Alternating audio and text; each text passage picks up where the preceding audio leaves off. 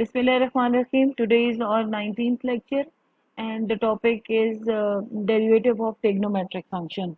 And inshallah, today we will start our exercise 2.5. Now, derivatives of trigonometric functions. The first thing which you must know about the derivative of a trigonometric function, that if d by dx of sine of x is given, and then d by dx of cos of x. I'm writing here some formulas, basic formulas which you must remember. Sine or d by dx of tan of x, and then d by dx of cotangent of x, then d by dx of cosecant of x, and then d by dx of secant of x. Okay. Now you must remember that whenever we differentiate sine function, these are the six trigonometric functions. We know that. Now when we differentiate or this function sine of x, when we differentiate sine of x with respect to x, and the thing which is important, which you have noticed, that here we have x and we are differentiating this sine of x with respect to x. Okay. Whenever such type of condition is given, when we differentiate sine of x with respect to x, we have cos of x. We get cos of x. Differentiation of sine x is cos of x, okay? But the differentiation of cos of x always equals to minus sine of x. Now, the derivation of tan of x is equals to secant square of x. But the derivation of cotangent of x is minus cosecant square of x, and the derivation of cosecant of x is minus cosecant of x into cotangent of x, and the derivation of secant of x is secant of x into tan of x. Now these are the six basic formulas for which we are using in our in the derivation of these trigonometric functions. But how we get these answers? For to prove this, that sine of x, derivation of sine of x is equals to cos of x and rest of these functions, how we get these results? These results are obtained by using the similar method which you have done so many times in your previous exercises. The first method is first principle method. First principle method.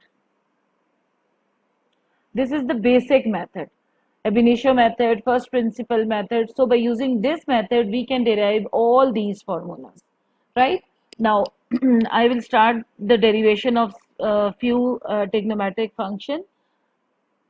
The first is, I will solve d by dx of, d by dx of sine x is equals to cos of x. This is the first formula. So I will derive this formula by using the same ab initio method or first principle method. Now, remember the four steps. The first step is step 1. Y is equals to sine of x. Step 2. Increment in y and x. Y plus del y is equals to sine of x plus del x. Then in same step, what we do, we subtract this. This is our equation number 1 and this is our equation number 2. In the same step, what we will do, we simplify these equations by using the first thing which we do in our step 2, that is we subtract equation 2 from equation 1. Y plus del y minus y is equals to sine x plus del x minus sine of x, and here we cancel these two terms, and del y is equals to sine of x plus del x minus sine of x. Then what will be the third step? We divide both sides, step 3. we divide both sides by del x. So del y divided by del x is equals to sine x plus del x minus sine of x whole divided by del x. Okay. Now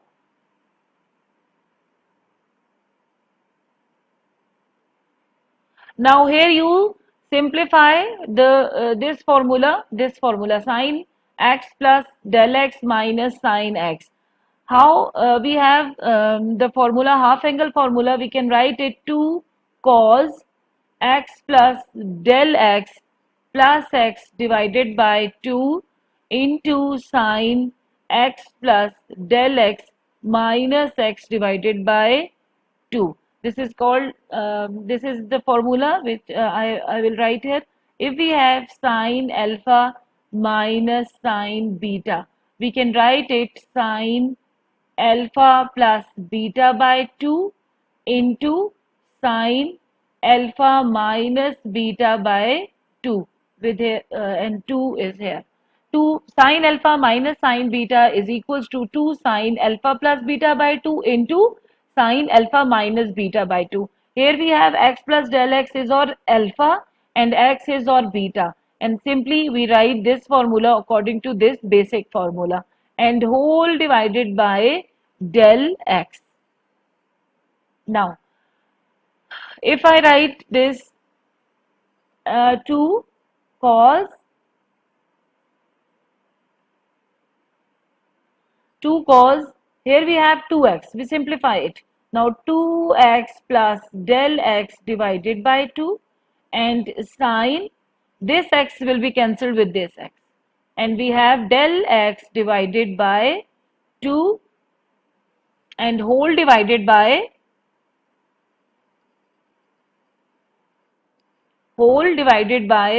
del x. Now again 2 cos, if we separate, we take denominator separately, we have x plus del x by 2 into sine del x by 2 whole divided by del x.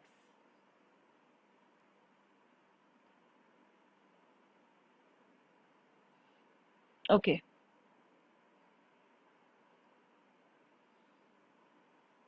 Let me check one thing.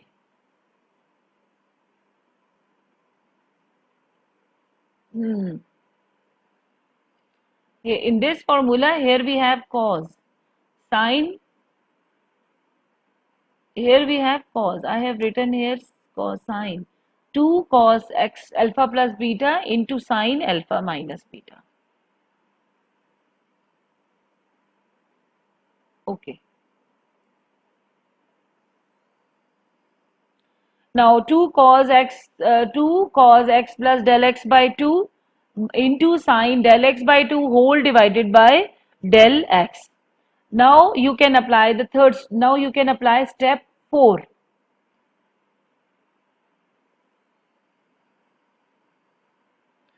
In step 4, before starting this step 4, you can write this 2, we simplify this del x.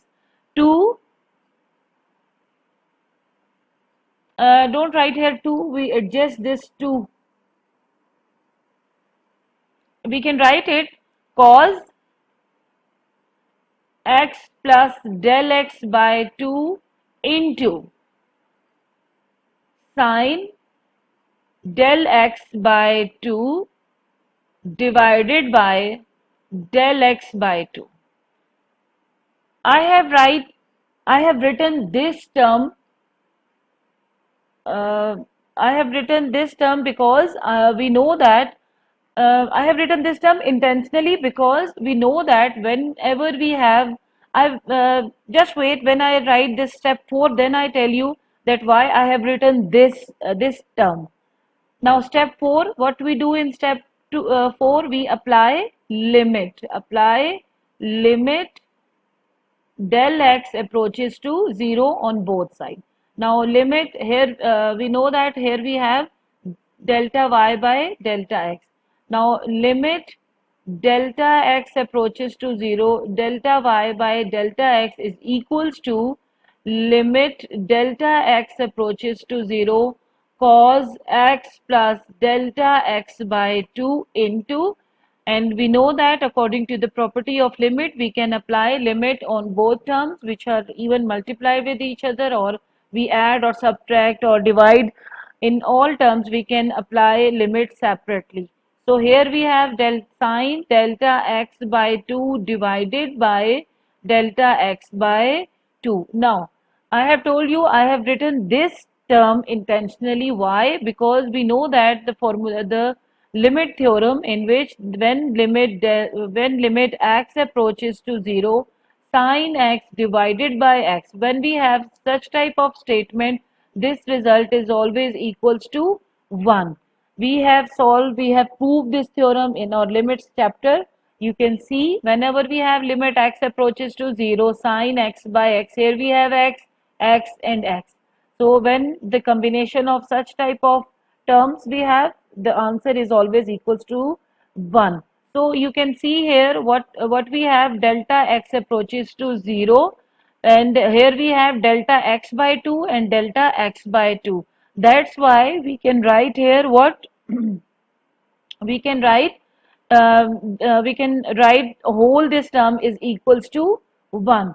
So limit, no need to write limit, just apply the limit, and we get here,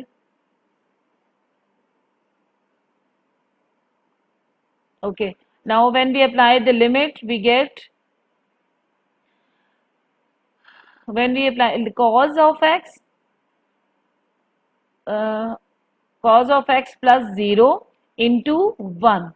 Instead of writing all this term, we just write 1 because we are using here this theorem. So the answer is cos of x. So we have proved that, and this whole part is d by dx of sine of x. So in other words, we have proved that this derivation of sine x is equals to this cos of x. And one more thing, I have simplified, I have used this formula, the formula of this sine alpha minus sine beta on in my step 3. You can simplify this, you can apply this formula before starting step 2. You can do it in this step 2, but it makes no difference. It doesn't matter if you apply this formula on step 2 or step 3, but you have to apply this formula for the simplification of our this proof. Now this is the proof of, or what, derivation of sine x is equals to cos of x by using the same method, same ab initio method, but the formulas which we apply on all these proofs are different, and all the solutions have done in your book. You can see, and if you feel any problem, you can discuss with me. And now we start the exercise, and before starting the exercise, I will give you the solutions of this exercise. Here we have, or in exercise 2.5, we have question number 1, that difference the following trigonometric function from the first principle. First principle is the same as ab initio method, we called it first principle. The first question is sine of 2x, sine of 2x. Now suppose that y is equals to, this is the first step, y is equals to sine 2x. Second step, y plus del y, and again sine 2 of x plus del x. Then we subtract these equation, these both equation, 2 minus 1, we get del y is equals to sine 2x plus del x minus y, and by simplifying we get this. Here they have written y means sine of 2x, this sine of 2x. Now divide both equation by delta x. So delta y by delta x is equals to this, and you can see here they have applied the formula sine of alpha minus sine of beta, the same formula, 2 cos of alpha plus beta by 2 into sine alpha minus beta by 2, and by simplifying this we get this equation. And the fourth step, that we have taken the limit on both sides, and when we apply the limit, here we have again used the formula, the theorem, that limit x approaches to 0, sine x by x is equals to 1, and by applying the formula, same theorem, we get, this is the theorem which we have applied in this question. So by simplification and just by applying the limit, we finally get 2 cos of 2x. This is the answer of our first part. Now the second part, in which y is equals to tan of 3x. By doing the same step, this is our step number 1, this is the step number 2. By simplification, we get this equation. This is the step number 3, in which we are divide both sides by delta x. The last one is or the limit delta x approaches to 0. This is our step 4, and by applying the same steps we have done this question, and finally we get dy by dx is equals to 3 of secant square 3x. This is the result, this is the solution of our third part.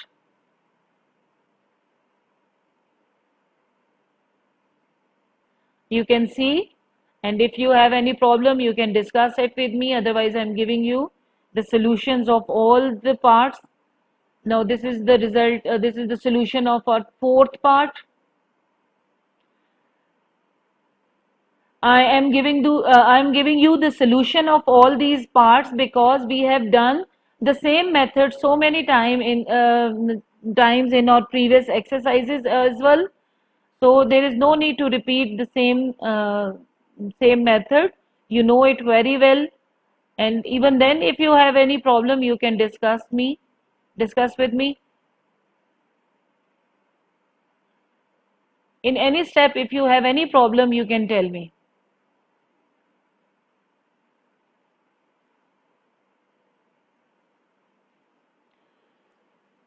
This is the last part, sixth part. Sorry, not the last, sixth, seventh. The same method, same calculations, same steps. If you must remember the four basic steps. Okay, this is the end of our this first question.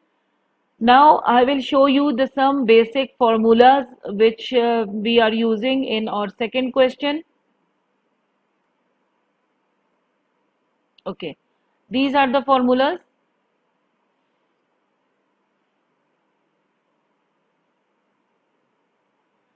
Wait a minute, I'm showing you this.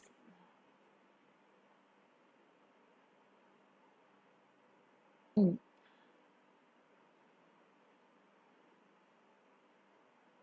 These are the some important derivative formulas. Few of them I have shown you in my in the start of my lecture, in which here you can see that here we have the derivation of a constant function which is equals to 0. This is the power rule. Whenever we have a variable with some power, we solve it like this. We bring the power to as a product of our function, and we subtract -1 from the original integer of the original integer in the power of our function. And these are the derivations of or six trigonometric functions. Means derivative of sine x, cos of x, tan of x is this, cotangent, secant, sine, cot, and all of them. And these are the rest of six formulas for the inverse function of our trigonometric function. Inverse trigonometric functions. When we differentiate the inverse trigonometric function, we use these formulas.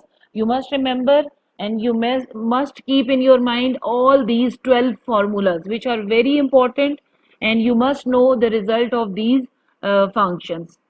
Right? Now I will start the question number 2. In question number 2, what we have.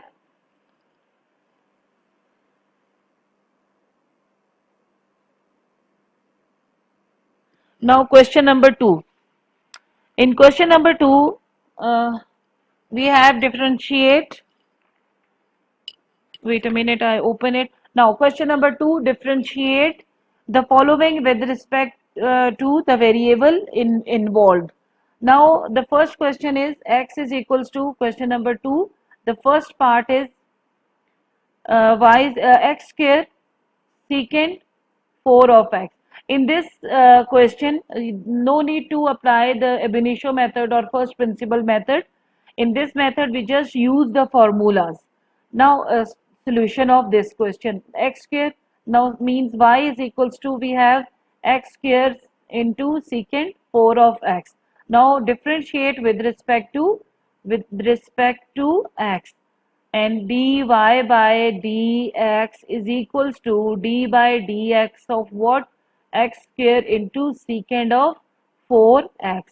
Now here we have the product of two function. You know that this is our first function and this is your second function. Now we apply the product rule. I will write here product rule for differentiation. Whenever we have d by dx of f of x into into f of x into g of x, we apply the formula like derivation of first function. I will write it in another form. F of x will be same, and we apply the derivation on our second function, plus second function will remain same, and we apply derivation on our first function, and g of x will remain same. First we solve this part, and then we solve this part. Okay, according to this means here x square is our first function and secant of 4x is our second function. So what we do, x square will remain same, and we apply derivation on our second function and plus sign, then secant of 4x will remain same, and we apply derivation on our second function. Now x square, we know that you can see the list of formulas in which you can see that d by dx of secant of x. Here I will show you again. You can see here, this is secant of derivation of secant x is what? Secant x into tan of x. Secant x into tan of x. Secant of x into tan of x. But if we have here 1 secant of 1x, but if we have secant of 4x, then what will happen? So I will solve it this part over here. Now secant of 4x, when we solve secant of 4x, what we do? First we will solve secant of 4x. We write secant of 4x into tan of 4x. Then derivation of its angle, right? Whatever they have in here, we no need to write the angle because here we have 1. So derivation of d by dx of 1x means just x. You know that derivation of x is 1. But in this case here we have 4x. So we write the derivation of angle. First we solve the trigonometric function. First we find the derivative of trigonometric function, and then we find the derivative of its angle. Now plus secant of 4x, and you know this 2 into x 2 minus 1. Now x square, secant of 4x, tan of 4x, and then 4 into d by dx of this x. 4 is a coefficient, that's why we bring this coefficient over here to we bring outside of this derivation. We just differentiate this x plus 2 secant 4x into this x. Now x square secant of 4x tan of 4x into 4 into 1 plus 2x secant of 4x. Don't multiply this x with this 4x. This 4x is the angle of this secant, and this x is a factor which is multiplied by this secant 4x. So we write it 2x into secant of 4x. We cannot multiply any variable directly with the angle. So 4x square secant of 4x tan of 4x plus 2x secant of 4x is the answer of our question. You can take something common from this part, and finally this is the answer of your question.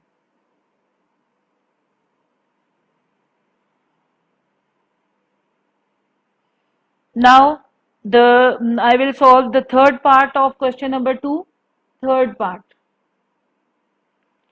in which we have sine of 2 theta minus cos of 3 theta whole square.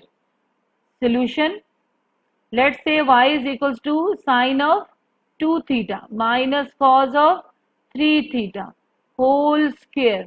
First we apply d by dx on y as well as d by dx on sine of 2 theta minus cos of 3 theta whole square.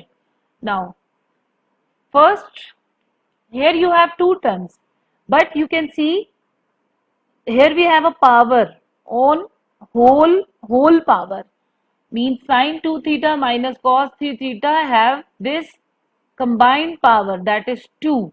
So first we solve this power, then we move to inside of this power. We differentiate the inner part of this factor. So what we will do? We apply the derivation on this power. So what power rule is same for all type of question? 2 sine 2 theta minus cos 3 theta 2 minus 1. Then we apply derivation on inner part of this factor without this power. Okay, now here we will not write any power. Now 2 sine 2 theta minus cos 3 theta whole power 1. And then by as we solve the simple question, how many if we have different terms, 1 2 3 different terms, we apply the derivative separately on all the terms. So d by dx of sine theta minus d by, here I am writing theta. No, don't write theta x. Here we have theta, sorry, theta, because variable is theta, right? According the question, I repeat the question. The question was, differentiate the following with respect to the variable involved. The which variable involved in the question, that variable, with respect to that variable you will differentiate that question, right? So in this question we have theta, that's why we have to write here d by d theta of y. I'm so sorry, actually we are very casual with this x, we always write d by dx, d by dx, that's why I made this mistake, sorry. We use this variable theta. So d by d theta of this question, and then d by d theta of sine theta, then d by d theta of cos theta, cos 3 theta.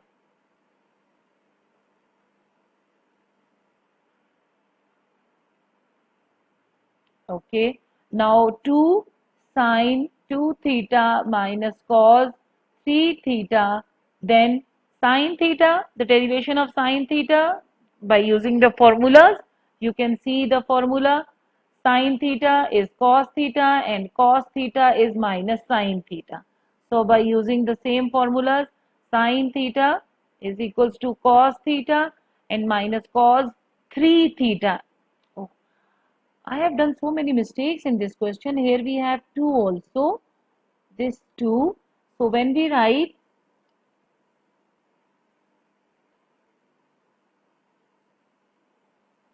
let me, okay. Here we have 2. So d by d theta of sine 2 theta minus d by d theta of cos 3 theta, and then 2 sine 2 theta minus cos 3 theta, and when we apply the derivation, sine 2 theta means cos 2 theta, and then derivation of the angle means d by d theta of 2 theta minus cos 3 theta means sine of 3 theta, and then d by d theta of 3 theta.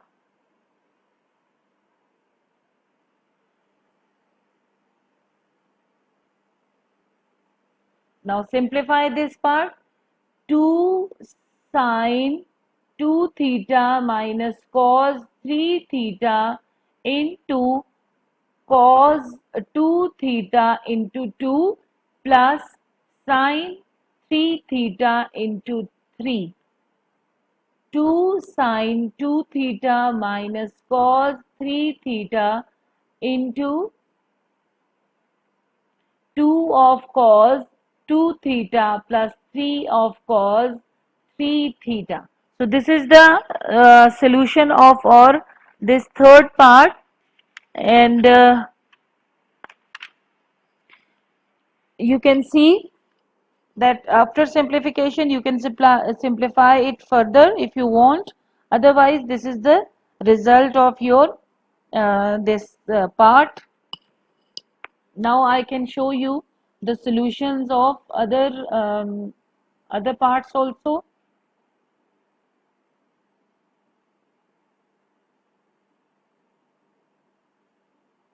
This is question number 2. You can see the derivation. This is the solution of first part, then the solution of second part.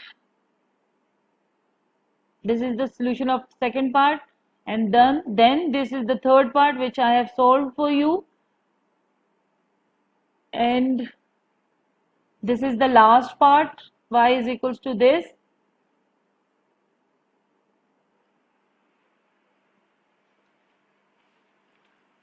And simply you just use the formula in these questions.